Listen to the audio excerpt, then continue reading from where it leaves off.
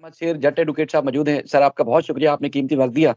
Sir एक case जिसको हम बहुत अरसे से जो है वो रिपोर्ट कर रहे हैं, लोग देख रहे हैं, दुनिया भर में लोग देखते हैं और अपने जज्बात का इजहार करते हैं। 6 जनवरी को बच्ची माँ बाप के हवाले हुई और उस दिन से लेके आज तक, इस वक्त तक आपने देखा कि ना सिर्फ कौमी अखबार, कौमी टीवी चैनल्स, बल्कि इंटरनेशनल मीडिया भी इस केस को रिपोर्ट कर रहा है कि एक अरसे के बाद बाप जो कि अपनी कमसन बच्ची, माइनर बच्ची वो वापस लेने में कामयाब हुआ है, जो कि उसको अगवा कर लिया गया था और शादी का ड्रामा रचाया गया। तो सर आप वकील हैं, इस इन इन सारी चीज़ों की हसासियत को और इनकी अहमियत को बड़े अच्छे तरीके से समझते हैं। ये बताइएगा कि पहले आपने कौन-कौन टीवी चैनल्स को और अखबारात को रिपोर्ट करते हुए देखा और इंटरनेशनल को मीडिया को रिपोर्ट करते हुए देखा, तो इसका सोसाइटी को बेहतर बनाने में कितना किरदार हो सकता है? बहुत शुक्रिया। शायद भाई अभी आपको जो मैं बात बताऊंगा ना, वो पहले आप शायद उसके अंदर ना मेंशन नहीं कर सके। आपने ये जो टॉपिक चूज किया है, आपको अंदाजा नहीं है कि मुलजमान की एक मुलाजमा ने इस तरह की एक कम्युनिटी पोस्ट भी लिखी है, जिसके अंदर वो ये बार बार दुहाई दे रही है कि तमाम टीवी चैनल्स ने और जहां जहां इस मुकदमे को रिपोर्ट किया गया उसमें पसंद की शादी का जिक्र किया गया। वो उसको अंदाजा नहीं था कि बहुत सारी जगहों पर नहीं, बल्कि पाकिस्तान के अंदर डॉन न्यूज इंग्लिश का सबसे अच्छा अखबार माना जाता है, जिसको मुस्तनद माना जाता है। डॉन न्यूज ने कल अपने अखबार के अंदर फ्रंट पेज के ऊपर इसकी स्टोरी को पब्लिश किया, ये जो बच्ची के अगवा की केस को स्टोरी थी, और उन्होंने कैटेगोरिकली उसको अगवा का केस कहा कि एक जो अगवा का केस था उसके अंदर फलां बच्ची, उस बच्ची को आज सिंध हाई कोर्ट के हुक्म पर अपने पेरेंट्स के हवाले कर दिया गया और उनके पेरेंट्स जो है वो बच्ची को हासिल कर चुके हैं। उसके बाद उन्होंने तमाम जो अदालत का ऑर्डर था उस ऑर्डर को एक्सप्लेन किया, उस ऑर्डर का जिक्र करते हुए उस पूरे ऑर्डर को तकरीबन उन्होंने पब्लिश किया और हर तरह से बताया कि यह मामला अगवा का था, कहीं पर पसंद की शादी का जिक्र नहीं किया। दूसरी तरफ जो अगर आप इसको कहे, ये आपने देखा जिस तरह से ये बच्ची के मिलने के मनाजर, बच्ची वालदैन के हवाले और उनके साथ जाने के मनाजर को आपका नेशनल और इंटरनेशनल मीडिया कल रिपोर्ट कर रहा था। ये मैं समझता हूं कि पाकिस्तान में पहली दफा हुआ होगा कि इस तरह के एक मुकदमे के अंदर इस हद तक कवरेज मिली। और यहां तक के लोगों को ये पता था कि इससे पहले तो इसकी कवरेज को रोकने के लिए भी इवन मुदई की तरफ से ये कहा गया था और बहुत सारी चीजों को तो रोका भी गया था। इसके बावजूद इस मुकदमे के अंदर इसको बहुत बड़ा दिन समझा गया और इस बड़े दिन के साथ साथ इस मुकदमे को पूरी दुनिया के अंदर दिखाया गया कि ये देखें, ये एक मुकदमा था जो आज से 8 महीने 20 दिन पहले शुरू हुआ था और अब जाकर वालदैन ने अपनी अगवा हुई हुई बच्ची को हासिल कर लिया है, वापस मिल गया है। और कुछ लोगों ने इससे भी बेहतर तरीके से इसको रिपोर्ट किया। बाकी आपको पता है, जब रिपोर्टिंग का टाइम होता है तो उसमें कुछ शरपसंद होते हैं, कुछ ऐसे लोग होते हैं जिन्होंने ईमानदारी नहीं करनी होती, जिन्होंने ये तय किया होता है कि उन्होंने गलत बयानी बददियानती से काम लेना है। वो लोग भी जाहिर है हर शोबे के अंदर, हर तबके के अंदर, हर तरह की जगह पर ऐसे लोग भी मिलते हैं, अच्छे भी और बुरे भी। तो कुछ नेगेटिव लोगों ने इसको उस तरह से रिपोर्ट करने की कोशिश की, लेकिन मेजॉरिटी लोगों ने, मेजॉरिटी मीडिया चैनल्स ने, मेजॉरिटी मीडिया के जो प्लेटफॉर्म्स हैं वहां पर इसको अगवा का मुकदमा ही कहा गया और वालदैन की फतह कहा गया। वालदैन को बाकायदा तौर पर बच्ची मिलने के ऊपर लोगों ने ये कहा, मीडिया ने ये कहा कि कुछ जो वालदैन थे उनको उनकी स्ट्रगल के बाद उनकी बेटी वापस मिली है। जब इस तरह की बात लिखी जाती है तो उसका मतलब वाज़ेह होता है। लेकिन हमारे यहाँ कुछ शरअंगेज लोगों ने, कुछ शरपसंदों ने इस चीज को गलत रिपोर्ट किया और वो आगे भी रिपोर्ट करते रहेंगे, उसमें कोई ऐसी बात नहीं है। और ना ही हमें उन लोगों के बारे में ऐसे फिक्रमंद होना चाहिए कि इन लोगों को, क्योंकि वो लोग ऐसे हैं जिनको ठीक किया नहीं जा सकता, वो आपकी सोसाइटी का हिस्सा है। अच्छा अच्छे और सर, बुरे लोग मिलकर ही बनता है सब कुछ।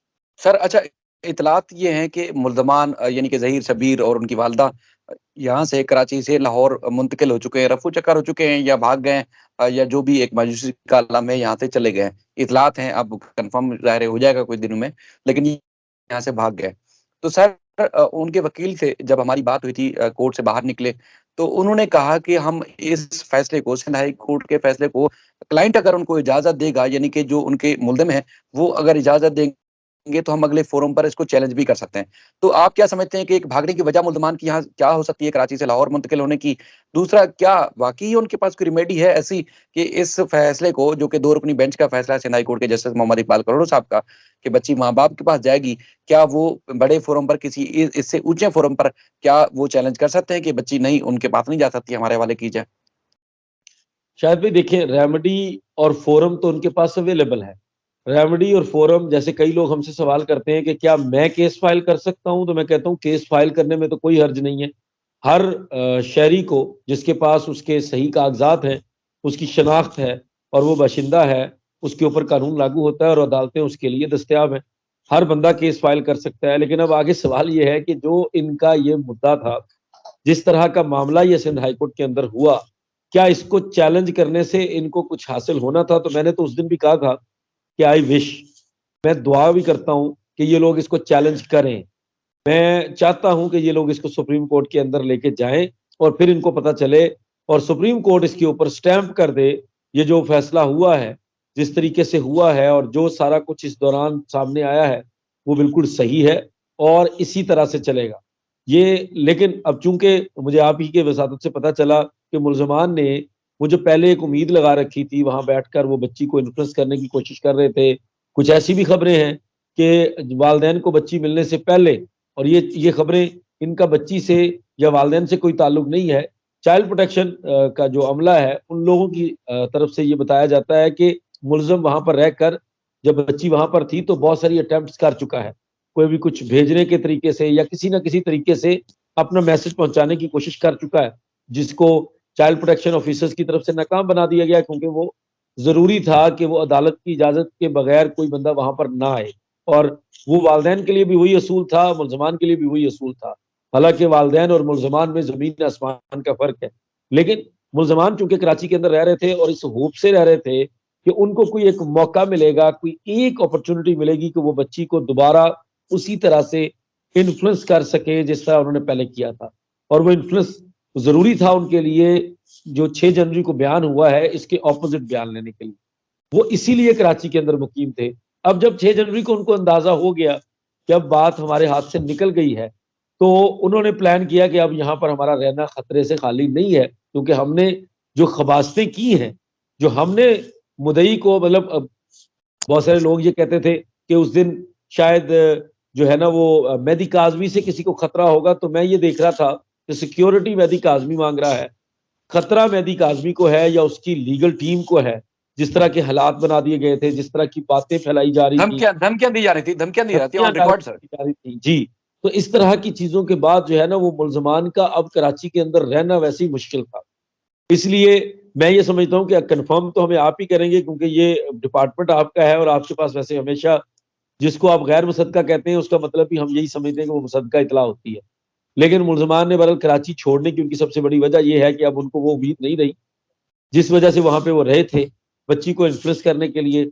अब उनको पता है कि बच्ची महफूज हाथों में है और वालदेन से बेहतर महफूज हाथ कोई होता नहीं है।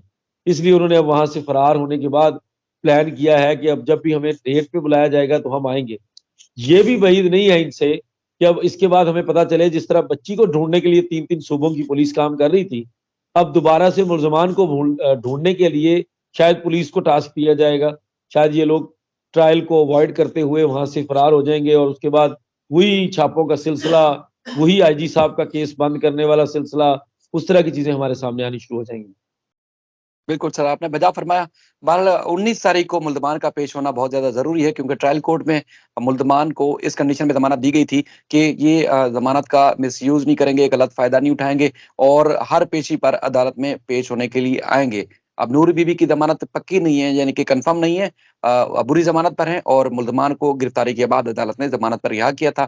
19 तारीख को इनकी हाज़िरी यकीनी है। इससे पहले जो केसेज़ हैं, केसेज़ तो दायर किए गए हैं मुल्ज़मान सर की साइड से, लेकिन उसमें उनकी पेशी यकीनी नहीं है, ज़रूरी नहीं है। बाकी इस सिलसिले में मज़ीद भी अपडेट्स होंगी, आपके सामने रखेंगे।